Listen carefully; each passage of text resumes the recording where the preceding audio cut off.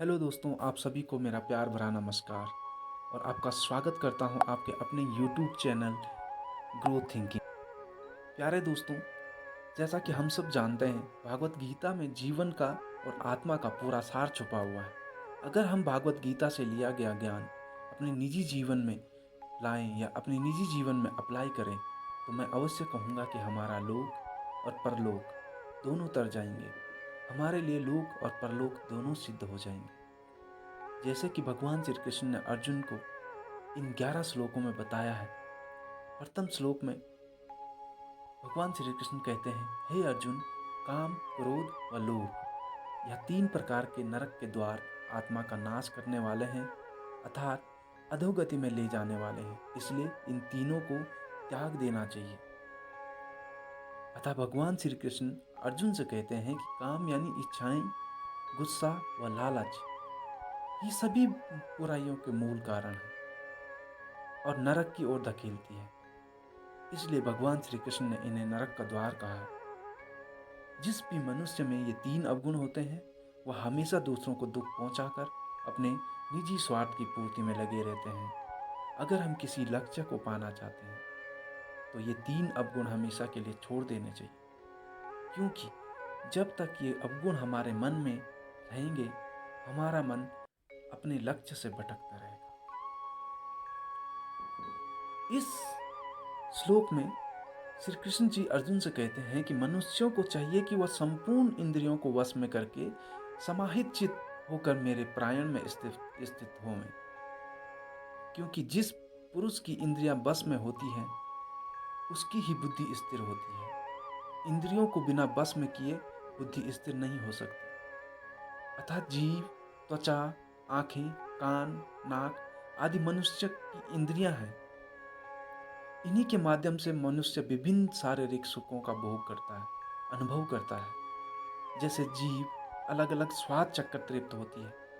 सुंदर दृश्य देखकर आंखों को अच्छा लगता है। श्री कृष्ण जी अर्जुन से कहते हैं कि जो मनुष्य अपनी इंद्रियों पर काबू रखता है, उसी की बुद्धि स्थिर होती है। जिसकी बुद्धि स्थिर होती है, वही व्यक्ति अपने क्षेत्र में बुलंदी की ऊंचाइयों को छूता है। वही व्यक्ति समाज में प्रतिष्ठा का हकदार बन जाता है। जीवन के कर्तव्यों का निर्वाह पूरी ईमानदारी से करता है। तीसरे श्लोक में भगवान श्री कृष्ण जी कहते हैं, हे धनंजय, कर्म न करने का आग्रह त्याग कर यश अपयश के विषय में संबुद्धि होकर योग युक्त होकर कर्म कर, क्योंकि समत्व को ही योग कहते हैं। अतः धर्म का अर्थ निष्काम कर्तव्य है। धर्म के नाम पर हम अक्सर सिर्फ कर्मकांड, पूजा पाठ, तीर्थ मंदिरों तक सीमित रह जाते हैं।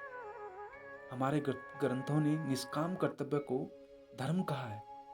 भगवान कहते हैं कि अपना कर्तव्य को पूरा करने में कभी यश अपयश, हानि लाभ का विचार नहीं करना चाहिए। बुद्धि को सिर्फ अपने कर्तव्य यानी धर्म पर टिकाकर काम करना चाहिए। इससे परिणाम बेहतर मिलेंगे और मन में शांति का वास होगा। और मन में शांति होगी तो परमात्मा से आपका योग आसानी से होगा। परमात्मा से आपका मिलन का रास्ता आसान हो जाएगा। आज का व्यक्ति अपने कर्तव्यों में फायदे और नुकसान का नापतोल पहले करता है, फिर उस कर्तव्य को पूरा करने के बारे में सोचता है। उस काम से तत्कालिक नुकसान देखने पर कई बार उसे टाल देते हैं और बाद में उससे ज्यादा हानि होती है। चौथे श्लोक में भगवान श्री कृष्ण कहते हैं, योग रहित पुरुष में निश्चय करने की बुद्धि नहीं होती और उसके मन में भावना भी नहीं होती।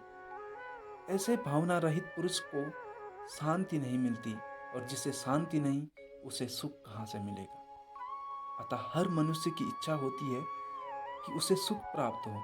इसके लिए वह भटकता रहता है और इधर उधर की बातों में उलझा रहता है, लेकिन सुख का मूल तो उसके अपने मन में स्थित है। जिस मनुष्य का मन इंद्रियां यानी धन, वासना, आलस्य आदि में लिप्त है, उसके मन में भावना या आत्मज्ञान नहीं। जिस मनुष्य के मन में भावना नहीं होती, उसे किसी भी प्रकार से शांति नहीं मिलती। जिसके मन में शांति न हो, उसे सुख कहाँ से प्राप्त होगा। अतः सुख प्राप्त करने के लिए मन पर नियंत्रण होना बहुत आवश्यक है। पांचवें श्लोक में कहा गया है कि जो मनुष्य सभी इच्छाओं व कामनाओं को त्याग कर और अहंकार रहित होकर अपने कर्तव्यों का पालन करता है, उसे ही शांति प्राप्त होती है। अतः भगवान श्री कृष्ण कहते हैं कि मन में किसी भी प्रकार की इच्छा व कामना को रखकर मनुष्य को शांति प्राप्ति नहीं होती है। इसलिए शांति प्राप्त करने के लिए सबसे पहले मनुष्य को अपने मन से इच्छाओं को मिटाना होगा। हम जो भी कर्म करते हैं उसके साथ अपने निजी स्वार्थ साथ में चिपका देते हैं। अपनी पसंद के परिणाम की इच्छा हमें कमजोर कर देती है। वो ना हो तो व्यक्ति का मन और ज्यादा अशांत हो जाता है।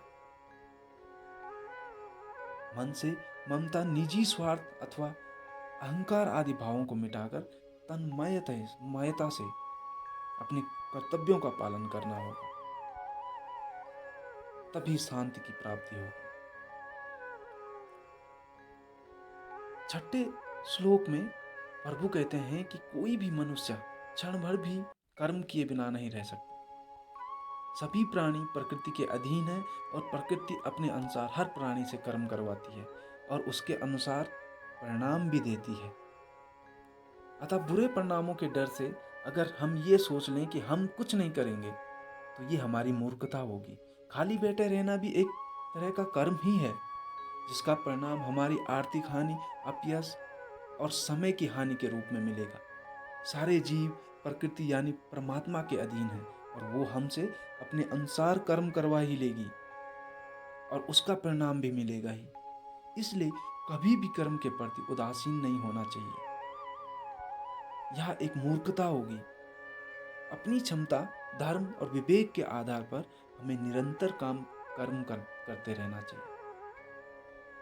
7वें श्लोक में कहा गया है कि तू शास्त्रों में बताए गए अपने धर्म के अनुसार कर्म कर, क्योंकि कर्म न करने की अपेक्षा कर्म करना श्रेष्ठ है, तथा कर्म न करने से तेरा शरीर निर्वाह भी नहीं सिद्ध होगा। अतः श्री कृष्ण भगवान अर्जुन के माध्यम से मनुष्यों को समझाते हैं कि हर मनुष्य को अपने अपने धर्म के अनुसार कर्म करना चाहिए। जैसे विद्यार्थी का धर्म है विद्या प्राप्त करना, सैनिक का कर्म है अपने देश की रक्षा करना। जो लोग कर्म नहीं करते उनसे श्रेष्ठ वो लोग हैं जो अपने धर्म के अनुसार कर्म करते हैं, क्योंकि बिना कर्म किए तो शरीर का पालन पोषण करना भी संभव नहीं है। जिस व्यक्ति का कर्तव्य तय है, जिस व्यक्ति का जो कर्तव्य तय है उसे पूरा करना चाहिए। 8वें श्लोक में श्रेष्ठ पुरुष जैसा आचरण करते हैं, सामान्य पुरुष भी वैसा ही आचरण करने लगते हैं। श्रेष्ठ पुरुष जिस कर्म को करता है उसी को आदर्श मानकर लोग उसका अनुसरण करते हैं। यहाँ भगवान श्री कृष्ण ने बताया कि श्रेष्ठ पुरुष को सदैव अपने पद व गरिमा के अनुसार ही व्यवहार करना चाहिए, क्योंकि वह जिस प्रकार व्यवहार करेगा सामान्य मनुष्य भी उसी की नकल करेंगे। जो कार्य श्रेष्ठ पुरुष करेगा सामान्य लोग उसी को अपना आदर्श मानेंगे। उदाहरण के तौर पर अगर किसी संस्थान या किसी कंपनी में उच्च अधिकारी पूरी मेहनत और निष्ठा से काम करते हैं तो वहां के दूसरे कर्मचारी भी वैसा ही काम करेंगे। लेकिन अगर उच्च अधिकारी काम को टालने में लगेंगे तो कर्मचारी उनसे भी ज्यादा आलसी हो जाएंगे। 9वें श्लोक में कहा गया है कि ज्ञानी पुरुष को चाहिए कि कर्मों में आसक्ति वाले अज्ञानियों की बुद्धि में भ्रम अर्थात कर्मों में अश्रद्धा उत्पन्न न करें, किंतु स्वयं परमात्मा के स्वरूप में स्थित हुआ और सब कर्मों को अच्छी प्रकार करता हुआ उनसे भी वैसा ही करावें। श्रोताओं, ये प्रतिस्पर्धा का दौर है। यहाँ पर कोई आगे निकलना चाहता है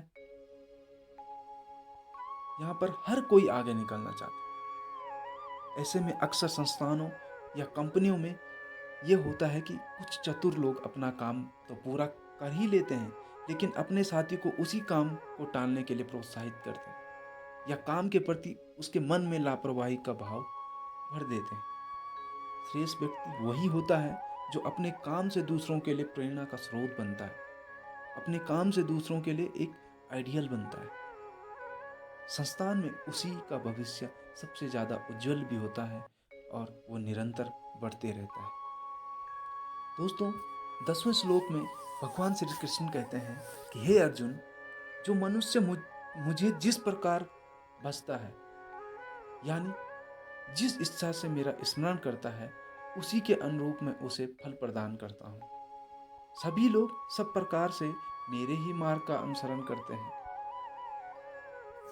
अतः इस श्लोक में भगवान श्री कृष्ण बता रहे हैं कि संसार में जो मनुष्य जैसा व्यवहार दूसरों के प्रति करता है, दूसरे भी उसी प्रकार का व्यवहार उसके साथ करते हैं। जैसे किसी को प्यार और शालीनता से पूछा चाहे कुछ भी, तो जवाब भी बड़े आदर और प्यार से मिलेगा। उदाहरण के तौर पर जो लोग भगवान का स्मरण मोक्ष प्राप्ति के लिए करते हैं, उन्हें मोक्ष की प्राप्ति होती है। जो किसी अन्य इच्छा से प्रभु का स्मरण करते हैं, उनकी वह इच्छाएं भी प्रभु कृपा से ही पूर्ण हो जाती है। जैसे कंस ने सदैव भगवान को मृत्यु के रूप में स्मरण किया, इसलिए भगवान ने उसे मृत्यु प्रदान की। हमें परमात्मा को वैसे ही याद करना चाहिए जिस रूप में हम उसे पाना चाहते हैं। दोस्तों, 11वें श्लोक में भगवान श्री कृष्ण कहते हैं, हे अर्जुन, कर्म करने में तेरा अधिकार है, उसके फलों के विषय में मत सोच। इसलिए तू कर्मों के फल का हेतु मत हो। कर्म न करने के विषय में भी तू आग्रह न कर। अतः भगवान श्री कृष्ण इस श्लोक के माध्यम से अर्जुन से कहना चाहते हैं कि मनुष्य को बिना फल की इच्छा से अपने कर्तव्यों का पालन पूरी निष्ठा और पूरी ईमानदारी से करना चाहिए। यदि कर्म करते समय फल की इच्छा मन में होगी, तो आप पूर्ण निष्ठा के साथ वह कर्म नहीं कर पाओगे। निष्काम कर्म ही सर्वश्रेष्ठ परिणाम देता है। इसलिए बिना किसी फल की इच्छा से मन लगाकर अपना काम करते रहो। फल देना न देना, वह कितना देना, ये सभी मुझ पर छोड़ दो, क्योंकि फल देना आपके हाथ में नहीं है। अगर आपने इन श्लोक को अब तक सुना, तो मुझे लगता है कि भगवान ने आपको चुना है अर्जुन के रूप में, और मैं भगवान से आपकी उज्जवल भविष्य की कामना करता हूँ। और वीडियो अच्छी लगे तो आपके आशीर्वाद के रूप में सब्सक्राइब जरूर करें। धन्यवाद दोस्तों, प्लीज़ सब्सक्राइब।